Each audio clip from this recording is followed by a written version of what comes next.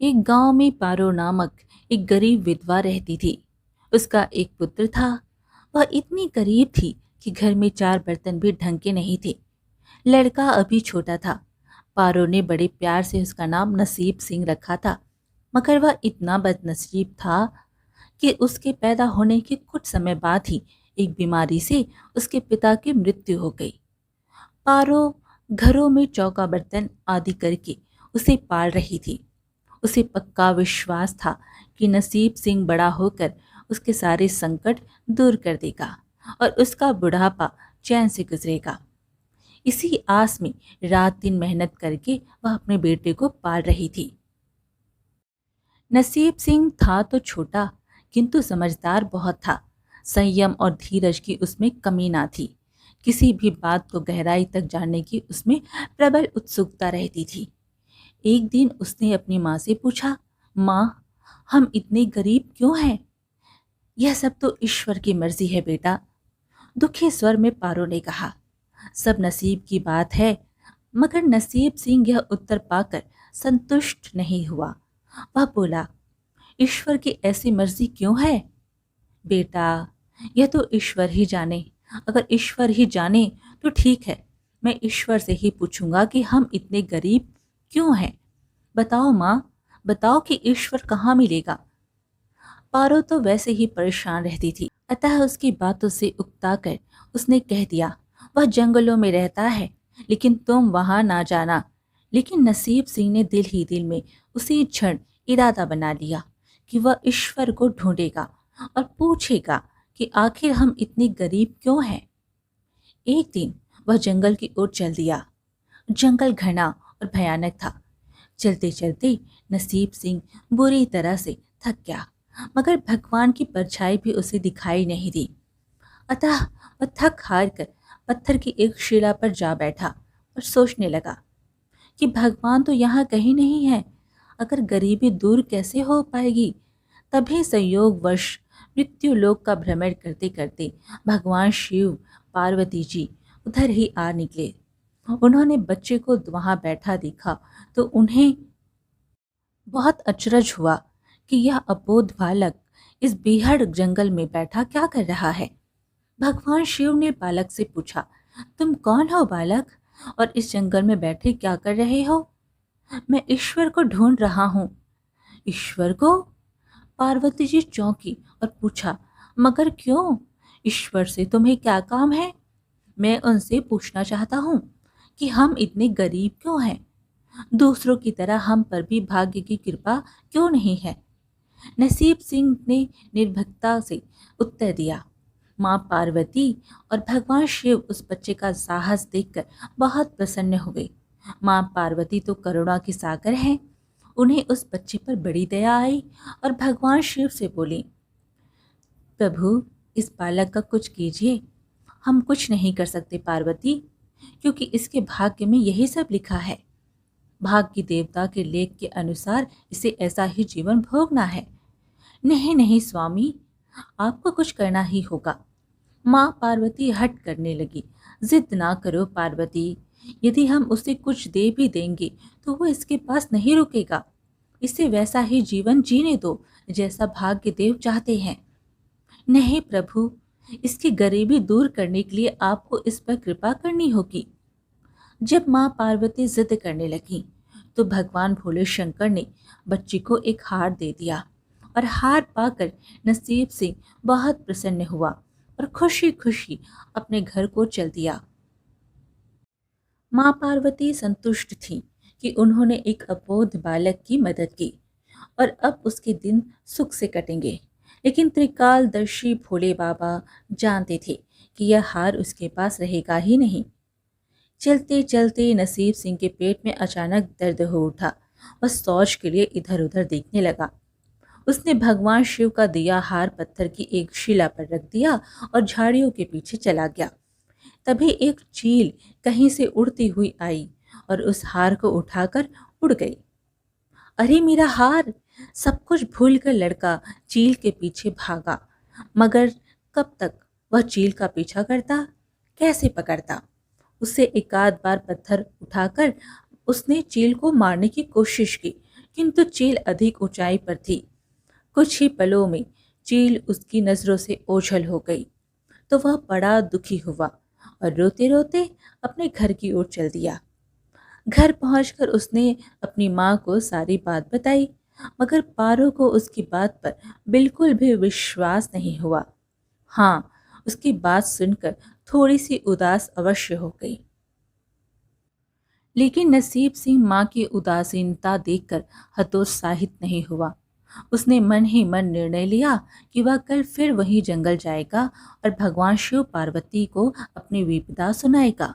उसका विश्वास था कि भगवान शिव उस दुष्ट चील को अवश्य ही दंड देंगे। भगवान शिव ने पार्वती जी से कहा, देखो, उसके पास कल वाला हार नहीं रहा, उसे एक चील ले उड़ी है और दूसरा हार पाने वो इस चील को दंड दिलवाने की इच्छा लिए वह लड़का आज फिर आया है। पार्वती देवी ने फिर भगवान शिव से प्रार्थना की, आप चील को दंड दे या ना दे, किंतु इस लड़के की सहायता करके इसकी निर्धनता दूर कीजिए। हम अब कुछ नहीं कर सकते देवी। यदि तुम जिद करती हो तो हम ब्रह्मा जी से कहते हैं, वही इस बालक की कुछ सहायता करेंगे। इतना कहकर भगवान शिव ने ब्रह्मा जी को बुलाया और सारी बात बताकर आग्रह किया कि आप ही इसकी कुछ मदद करें। तब ब्रह्मा जी ने लड़के को हीरे की एक अंगूठी दे दी। लड़के ने अंगूठी जेब में रखी और खुशी खुशी अपने घर चल दिया। उसने सोच लिया था कि अब वह एक पल के लिए भी अंगूठी को अपने से अलग नहीं करेगा। चलते चलते अचानक उसे प्यास लगी। वह सरोवर के किनारे पहुंचा और जैसे ही वह चुल्लू भर पानी पीने के लिए झुका, वैसे ही उसकी जेब से अंगूठी निकलकर पानी में जा गिरी और इससे पहले कि वह उठाता, एक मछली उसे निकल गई। नसीब सिंह फिर रोते रोते घर आया और माँ को सारी बात बताई। बेटा, जब तक भाग्य में नहीं है तब तक कोई भी चीज नहीं रुकेगी। माँ ने उसे दिलासा देते हुए कहा, जब भाग्य देवता खुश होंगे तो मिट्टी भी सोना बन जाएगी, मगर इस प्रकार किसी के देने से हमारी गरीबी दूर नहीं होगी। उसे समझाकर माँ अपने काम में लग गई, मगर नसीब सिंह भी हार मानने वाला नहीं था। उसने मन ही मन सोच लिया था कि वह कल फिर जाएगा। तीसरे दिन वह फिर जा पहुंचा।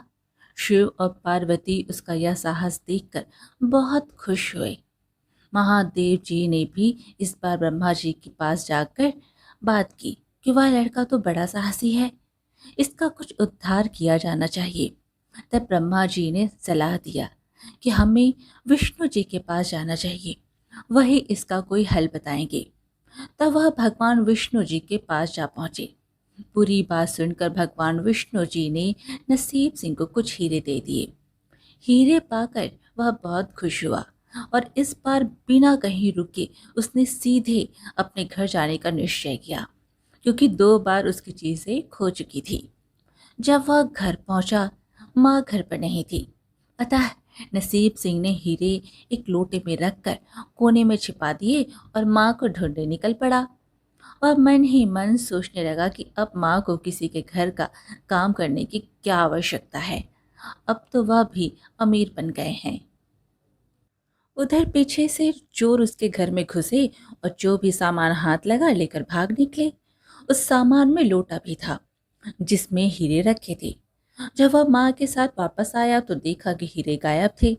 इतना ही नहीं, घर का दूसरा सामान भी गायब था। अब तो उसकी माँ को बहुत गुस्सा आया। वह बोली, क्यों मुझे नई नई कहानियां सुनाकर पागल बनाता जा रहा है? सारा दिन आवारा की तरह इधर उधर भटकता रहता है और शाम को पिटाई के डर से कोई नई कहानी सुना देता है। माँ की डांट सुनकर नसीब सिंह रोने लगा। वह तो केवल वही जानता था कि जो कुछ भी उसने बताया था वह सत्य था। डांट खाकर उसकी हिम्मत और बढ़ गई और अगले दिन वह फिर उस स्थान पर जा पहुंचा।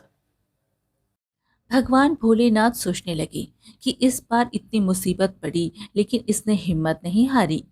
इससे वह बहुत प्रसन्न हुए और भाग्य देवी के पास जाकर बोले, यह बालक बहुत ही साहसी, हिम्मती और धीरज वाला है। ऐसा व्यक्ति अभागा नहीं हो सकता। आज्ञा पाकर भाग्य की देवी ने नसीब सिंह को सोने का एक सिक्का दिया। सिक्का लेकर नसीब सिंह खुशी खुशी अपने घर को चल दिया। जब उसने घर जाकर वह सिक्का अपनी माँ को दिया तो वह उसकी माँ बहुत खुश हुई। अब क्योंकि उन पर भाग्य देवी की कृपा हो गई थी, अतः सारे काम ही अपने आप शुभ होने लगे। दूसरे दिन ही एक मछली वाला उसके गांव में पहुंचा, मछली बेचने आया तो लड़के ने वही सिक्का देकर मछली खरीद ली। उसकी माँ ने मछली का पेट चीरा तो वह अंगूठी निकली जो ब्रह्मदेव ने उसे दी थी और जो उसकी जेब से तालाब में गिर गई थी। माँ ने अंगूठी संभाल कर रखा और नसीब सिंह से बोली, जा बेटा, जंगल में थोड़ी लकड़ियां लेकर आ जा, घर में ईंधन बिल्कुल नहीं है। लड़का कुल्हाड़ी लेकर जंगल की ओर चल दिया। वहां जाकर जिस पेड़ पर लकड़ी काटने के लिए चढ़ा, वहां उसी चील का घोंसला था जो उसका हार उठाकर लेकर गई थी। लड़के ने देखा कि चील कहीं आसपास नहीं थी। नसीब सिंह ने अपना हार उठा लिया और जो भी थोड़ी बहुत लकड़ियां पेड़ के आसपास पड़ी थी वही उठाकर घर की ओर चल दिया। माँ हार पाकर बहुत खुश हुई। अब तो देखते ही देखते उनके दिन बदल गए। घर में किसी चीज का अभाव नहीं रहा। फिर ईश्वर की कुछ ऐसी करनी हुई कि जो चोर उसके घर से हीरे चुरा कर लेकर गए थे, उन्हें सपने में महादेव ने चेतावनी दी कि जो हीरे उस लड़के के घर से चुरा कर लाए थे वे तुरंत वापस कर दो, वरना तुम्हारा सर्वनाश कर दूंगा। चोर उसी दिन हीरे उसके घर पर दे गए और अपनी गलती के लिए माफी भी मांगी। इस प्रकार उस अभागे का भाग्य चमक उठा। अब उसके घर में किसी चीज की कमी ना थी और उनकी गरीबी सदा के लिए समाप्त हो गई। दोस्तों, आज की कहानी कैसी लगी हमें ज़रूर बताइएगा और साथ ही ऐसी कहानियाँ सुनने के लिए हमारे चैनल को सब्सक्राइब कर लीजिएगा।